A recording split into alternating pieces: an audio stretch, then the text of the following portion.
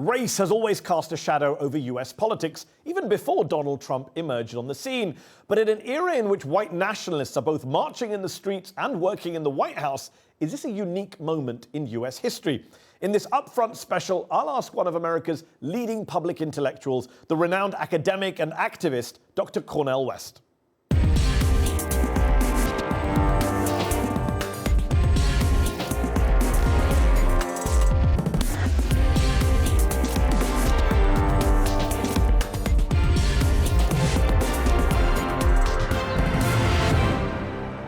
Cornel West, thank you for joining me on UpFront. Since Donald Trump became president in 2016, racism, racist attacks, racist rhetoric has gotten worse in the United States. But I'm just wondering, from your perspective, how unique a moment is this Trumpian moment, in terms of modern American history when it comes to racism? Well, I think it's certainly distinctive because it is the escalation of white supremacy against blacks, indigenous peoples, Mexicans, tied to the rule of big money, the rule of big military.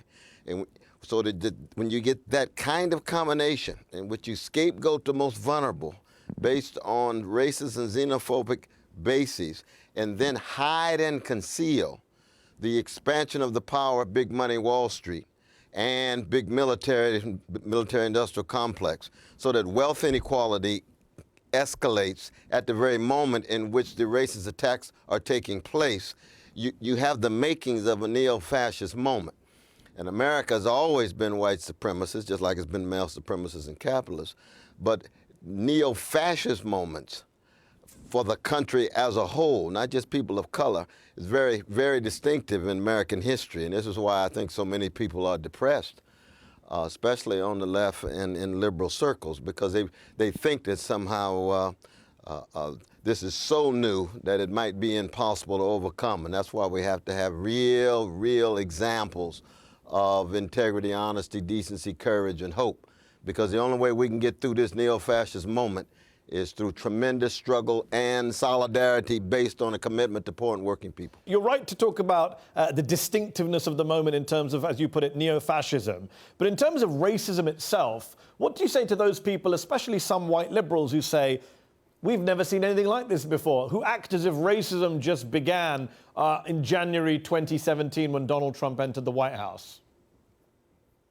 No, I mean, you're absolutely right. I mean, you know, as a black man in America for 66 years, you have to deal with it every day, every month, every year. Your kids, your cousins, your loved ones do as well. So in that sense, you know, white supremacy is always already operating. The question is, what form will it take? Will it take slaveocracy, as in the South up until 1865, at the whole nation and beginning tied to slavery and enslavement of African peoples disproportionately and exclusively after 20 years. Then here comes Jim Crow, here comes American terrorism. Now we got Jim Crow Jr., which is a kind of de facto racist practices. So you're right, I mean, racism is in no way new, and this is true for indigenous peoples as well. But the crucial thing is the combination, though, brother, because see, in American discourse, even in liberal circles, there's a tendency to talk about racism as if it is above history, as if it's not located in economic structures and institutions, yes, as if it's not grounded in attempts to somehow divide persons who, if they came together, they would be a threat to those above. And I refer you to the recent writings of my dear brother, towering intellectual Adolph Reed, who talks about this with great insight. Some could argue that on the one hand, it's a good thing that white liberals are waking up to the racism that you say has always been present in the US in mainstream spaces. On the other hand, you simultaneously have this normalization of racist discourse because it's coming from the very top, it's coming from the commander-in-chief, it's coming from his acolytes in Congress and the media. Does one cancel out the other, do you think? Well, it's a wonderful question. No, not at all. When you have white supremacist perceptions, sensibilities, and practices coming from above in a neo-fascist moment with a neo-fascist in the White House, cowardly Republican Party that is kowtowing to that neo-fascist, And then you got liberals on the other hand who have their anti-racist sensibility, but oftentimes they are truncated. And let us add though, brothers, it's not just the white liberal brothers and sisters. We got black liberals out there. We've got wings of the black bourgeoisie who don't want to hit capitalism, wealth inequality, and militaristic policies around the world head on. So you got black and white liberals together. The neoliberal establishment is a colorful establishment. It's not just vanilla. It's funny you should mention that. Just in the past few days, the African-American executive editor of the New York Times, Dean Baquet, was asked whether he thought Donald Trump was a racist. And he said, quote, "I don't know. I think Donald Trump says racially divisive things. I think that's a little bit different." What's your response to that? I'd say, my dear brother, you are brilliant. My dear brother, you got power, but you need to get off the symbolic crack pipe. Let's speak directly. Say what you mean and mean what you say. If Donald Trump is not a racist, then I don't know what a racist is. I mean, I'm laughing, but it's so depressingly true. I mean, the Southern Poverty Law Center revealed that the White House senior policy advisor, Stephen Miller, champion of the wall, champion of the Muslim ban, is a bona fide white nationalist. They've documented his obsession with white nationalist literature, his promotion of racist immigration stories, his emails to Breitbart News that put his extremist ideology on clear display. Is it therefore fair to conclude that the White House is now literally a white nationalist White House? Well, I think you certainly got highly influential voices at the highest levels that would lead one in that direction. Certainly so, certainly so. I mean, again, though, the crucial role of, certain black folk who are still around in the White House that are deferential to these policies, and the fact that when you get to the social base of Donald Trump, you see, Brother Trump's followers are quite heterogeneous and diverse. I do not believe every follower of Donald Trump is a racist. No, not at all. A lot of them are just anti-Democratic Party. They were anti-Hillary. Many of them voted for Brother Barack Obama and didn't want to go with Hillary, so they went with Trump. We are going to actually win a slice of followers of Donald Trump in Brother Bernie Sanders' campaign. And I do want to come back to... I know you're a big fan of Bernie, and we're going to come back to Bernie Sanders in a moment. Just on Trump voters, though, pretty much all of the academic evidence that's been amassed since the election suggests that there were multiple factors and different types of voters, as you mentioned, but the common factor, the main driving force was racial resentment over anything else. It was a quote-unquote white lash, as Van Jones of CNN put it. Oh, absolutely. And there's no doubt about that. I think that... Van Jones is right about that, and Brother Coates is right about that, and Brother Eddie Glaude and Imani Perry and others are right about that. But that doesn't mean that exhausts his whole base. Yes. And his base is broad enough that one can still get at those who are willing to side with progressives on these issues of not just class in the abstract, but access to health care, quality education, decent housing, and so forth and so on. What about Trump himself? Would you call Trump a white nationalist, or is he just an opportunist who sees political benefit in aligning himself with the white nationalist movement? No. I mean, Brother Trump is a bona fide gangster who will do anything he can to stay in power, to remain visible, to have a certain kind of status that makes him feel good. So he's a narcissist, he's a racist, he's a xenophobe, he's patriarchal, he's homophobic. There's a lot of different things. But as you know, my brother, I don't believe in fetishizing any of these leaders, that he's a sign and a symptom of a spiritually decadent culture that allows someone like him to have that kind of power and to have that kind of influence. So if we were to somehow push Trump out, we still have the major challenge of a system in place. Indeed. We still have folk who will follow him, and there'll be another Trump-like figure in that regard. If Trump does win a second term in office, how worried would you be about the fate, the future for racial minorities in this country? Is the president an existential threat to black and brown people in the United States if he were to win a second term, emboldened for another 4 years? Well, I think he's an existential threat to the future of American democracy. I think that we would be on the road to escalating civil strife. I think we'd be on the road to overwhelming wealth inequality. polarization in place would be exponentially increased. And so we're talking really about the undercutting of the prospects of American democracy. I don't think that the fragility of the American democratic experience can survive when it's tied to greed at the top, the scapegoating of the vulnerable, unbelievable mendacity, lies, a disregard of law, abuse of power, and so forth and so on. So in that sense, we just have to get ready to hit the streets. We got to go to jail, brother. So let's talk about the politicians on the Democratic side who are trying to replace Trump. The Democratic presidential field is the most diverse in U.S. history. 2 black senators, one of them a black woman, a Latino former cabinet secretary, an Asian American businessman, the first American Samoan elected to Congress, a gay man. Do you think this diversity has value, that it matters, or is it, as some on the left suggest, perhaps a little cynically, a distraction from the issues of power and who wields power? Well, certainly, though, when you talk about diversity, you can't just talk about skin pigmentation or gender or sexual orientation. You can have neoliberal politicians who have different colors, different genders, different sexual orientations, but they're still not diverse ideologically. You have to make a decision. Which ones have longevity of integrity when it comes to having solidarity with poor and working people? I get what you're saying, and I totally agree with what you're saying. It's not enough. You know what I mean? Exactly. I know it's not enough, but surely it's of value. There is some inherent value, is there not, to having a field of candidates who look more like America? Surely you prefer that than just to a row of 10 white men on stage debating. Oh, absolutely. But I'll tell you this, though, brother, that if I had 10 white brothers who consisted of John Brown, Rabbi Abraham Joshua Heschel, Brother Brady from Kentucky, and William O. Douglas from the Supreme Court, all of them courageous, visionary, and highly progressive. Yeah. I'd rather have them than to have some people of color who are, you know, part of the legacy of some neoliberal icon. Okay. You see what I mean? I do.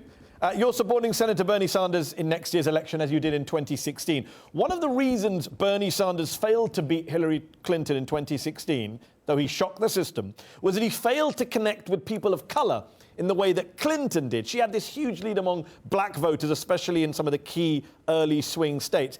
Has he done enough this time around to connect with voters of color, to talk more about systemic racism issues? Oh, absolutely. I mean, you look at the brilliance of a Nina Turner, Sister Turner, or Danny Glover, or Phil Agnew, of Dream Defenders, or of Killer Mike, or of, I mean, there's so many black folk, people of color, who are part of the Bernie Sanders team. And we have been breaking our necks. We've been doing all that we can, not because we think Bernie Sanders is some messiah. He's not. He's another human being. He's another brother. But because he's a force for good tied to truth and justice that focuses on the needs and aspirations of poor and working people. Now, because there's so many people in the primary this time, it's a unique kind of challenge. As you recall, last time, we just had 2. By the end of it, yes. And at that time, you had, you know, Hillary Clinton's got a long history with black people, had a whole patronage a system in place that could bring in resources for black leaders and black preachers and black businessmen and women and so forth and so on. So it was hard to get Bernie's name out there. You recently said, quote, "Now is not the time for centrism," referring to Biden and others. Biden's been leading the field for most of this year with the Democrats. He even has the support of more than 40% of black voters, compared with 20% who back Bernie Sanders. How do you explain that discrepancy? No, but Brother Biden has what I would call the Obama halo. And as long as somehow he can still invoke the Obama name, and Obama symbolically means much to blacks, and rightly so, he's a unprecedented figure in terms of being the first black American. That's a symbolic indictment of white supremacy. I'm very critical of Obama's neoliberal substance, but for many black people, that symbolic breakthrough is so important that as long as Biden has that halo, that he still can somehow, at the moment, muster their support. It's not going to last that long. Brother Biden is fading, and as we get concretely to see exactly what he has stood for, what he stands for now, it would be very clear that he stands for something in the past that is not good enough, and he doesn't have either the energy, nor does he have the courage or the backbone to deal with the present situation, let alone beat Donald Trump. We got to beat Donald Trump. The only way you beat Donald Trump, unbelievable energy, enthusiasm, bringing in new voters, and having solidarity focused on principle. The only candidate who has is Brother Bernie Sanders. Joe Biden has been blamed for an increase in mass incarceration because of his support for a very controversial 1994 crime bill. He's been criticized for his views on segregated schooling and segregated busing in the 1970s.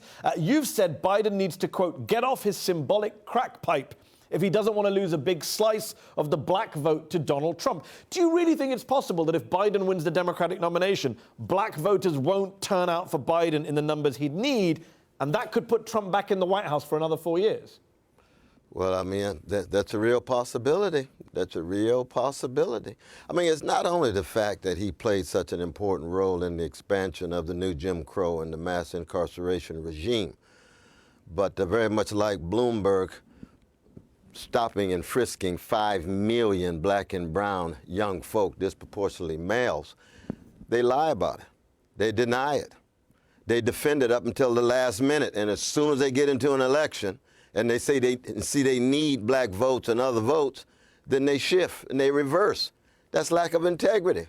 That's lack of moral consistency. They're going to be on fire promoting these policies that's doing in black folk, doing in poor folk, and then all of a sudden shift and think that somehow we still ought to see them as persons of integrity. Well, see, that's what is upsetting, because people are not stupid. They're not fools. They have some moral sensibility here.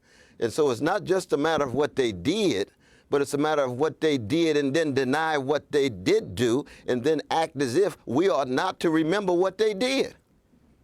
Talking of remembering what people did, Barack Obama, of course, America's first black president, turned out black voters at record levels and is still hugely popular with black Democrats especially. You were a fan too at one point until you flipped and became one of Obama's biggest critics. You even said, quote, I would rather have a white president fundamentally dedicated to eradicating poverty and enhancing the plight of working people than a black president tied to Wall Street and drones. Do you stand by that even today?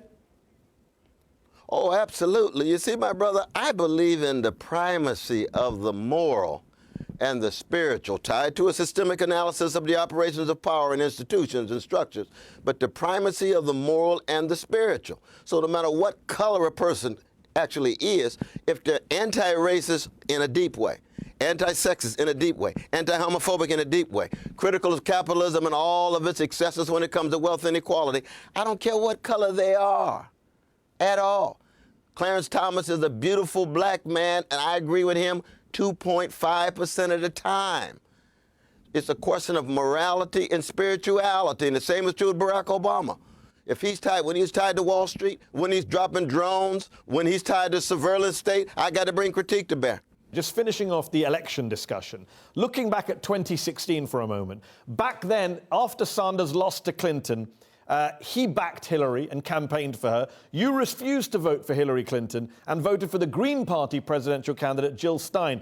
Given how narrow Trump's electoral college victory over Clinton was, especially in those 3 states, and given how utterly awful the Trump presidency has been, kids in cages, the Muslim ban, the wall, the white nationalism on full display, surely you must now regret that decision not to back, in your eyes, the lesser of 2 evils, Hillary Clinton in 2016? Well, I don't think that my vote would have been the one vote to push Hillary Clinton across the line. One, we got to recognize Bernie Sanders was treated unfairly by the Democratic Party establishment. If they had been fair, there was a good chance he would have won. And yet I'm thoroughly convinced if he ran against... I know, because we disagreed there. We disagreed okay, so there, I'm asking and that's you, do you fine. stand by your disagreement? Fine. Forget Bernie for a moment. Just looking Yes, back I do. at what Trump has done. I stand by my disagreement. Okay, but look, just looking back at what Trump has done over 3 years, do you think, not just you personally, obviously your one vote wouldn't have changed the election, but do you believe now Absolutely. that the third party voting, it would have been better to focus on defeating Trump rather than suggesting Clinton and Trump were the same when they clearly weren't? Even given the awful campaign that Sister Hillary ran and the given all of refusal that, to go to Wisconsin, wouldn't it still been all of that, they've got to take serious responsibility. 100%. Don't just point toward the three 100%. I agree with you, and I've interviewed Hillary people as well, and I put that. Absolutely. But I'm just asking, you're in front of me, and I'm just wondering. Okay, let me throw forward. In 2020, next year, if Biden's the candidate, will you support Biden in order to get rid of Trump? Well, Biden's not going to be the candidate, but if he were, it's going to be a tough call. I can tell you that right now. It'd be a tough call. I mean, one is, though, brother, How can it be a tough call? You said that Trump is a neo-fascist at the start of this interview. It can't be a tough call. Surely you have to vote to get rid of the neo-fascist. No, there's ways of fighting fascism without necessarily supporting people associated with war crimes. You see, and as somebody, maybe I'm sounding like a Quaker, I'm a Mennonite or a Hutterite or whatever, but it's hard to be in the booth voting for people associated with vicious war crimes because the other candidate is a bigger war criminal. Why do I have to choose between two war criminals? Why do I have to choose between two gangsters? Isn't that a principle of religious faith as well? Isn't that a principle of revolutionary Christianity and Islam and Judaism, the lesser of two evils? No, not at all. No. Christianity, you got the lesser of two evils, then you got the cross, then you got resurrection. They don't fit within both of those, though, brother. Not at all. But let me ask you this question. If the choice is between Trump and Bloomberg, you got two gangsters, a neoliberal gangster, neo-fascist gangster. Are you going to, do we have to make a choice between those? I mean, look, I'm no fan of Michael Bloomberg, but just to pursue the analogy. I mean, all this is hypothetical. All this is hypothetical. Agreed, but Bloomberg is not going to put kids in cages or ban hundreds of millions of Muslims from the United States. That's true. As bad as he is. That's true. That's true. That's why Trump's neo-fascist and he's neoliberal. He's stopping and frisking. He's supporting Wall Street. He's reinforcing wealth inequality. And he's treating Palestinians as if they are nobodies.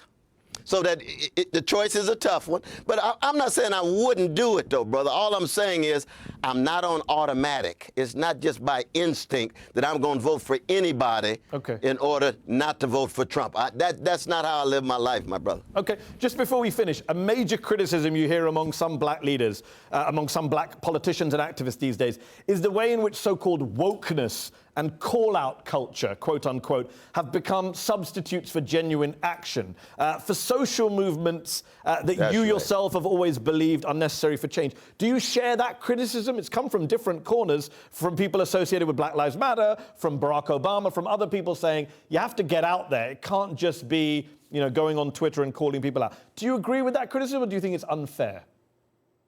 Well, I think the first thing to say is fundamentally it's not about identity. It's about solidarity. It's not about your skin pigmentation. It's about the quality of your courage connected to poor and working people. I don't believe in canceling anybody. I mean, Christians don't believe in canceling people. Everybody can bounce back. I believe everybody's a brother and sister, and they have the capacity to be changed and transformed. So I don't believe in canceling anybody whatsoever. But I do, in fact, say that when we talk about wokeness, I'm not talking about just being woke, because you can be obsessed with wokeness and suffer from insomnia. I'm talking about being fortified. Are you a fighter in the long run? We don't want people woke and sprinters and run out of gas, and the next thing you know, they end up well-adjusted to injustice. That's like so much of the bourgeoisies, no matter what color they are. Middle-class folk that just can't wait to be engaged in upward mobility in order to go mainstream and become a new star with all the spectacle and overlook what's going on the ground of people who are suffering. That's not the model. The model is Martin King, Fannie Lou Hamer, and Ella Baker. What are they talking about? Fortified. Are you fortified for the long run? Do you have your cemetery clothes on? Are you coffin ready to live and die for something bigger than you, like a fundamental transformation of a capitalist civilization? That's my tradition. One last question, Cornel West. Looking forward 5 or 10 years, Do you think we'll still be having these same conversations in the United States about race and racism and white nationalism that we're having at this moment? Will the discourse get better or worse? Depends on what we do, my brother. We're not on automatic when it comes to progress. If we have visionary, courageous people who are willing to sacrifice and change the world, make it better, it will be better. If we're conformist, complacent, if we're cowardly, we think that somehow things are going to get better on their own, they will certainly get worse. And we end up in a neo-fascist regime full bred. And at that point, we won't be having a conversation in media. You and I will be in jail together. God help us all. Cornel West, thank you so much for joining me on UpFront. Salute you, brother. Salute you, man. You a force for good, man. Stay strong. That's our show. UpFront will be back next week.